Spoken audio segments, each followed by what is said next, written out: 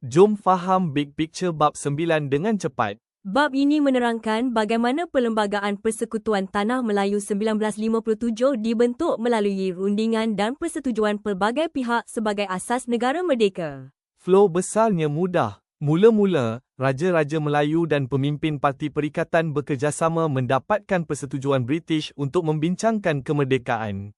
Selepas itu, Suruhanjaya Reid dibentuk untuk merangka Perlembagaan Negara Merdeka dengan meneliti memorandum daripada pelbagai pihak.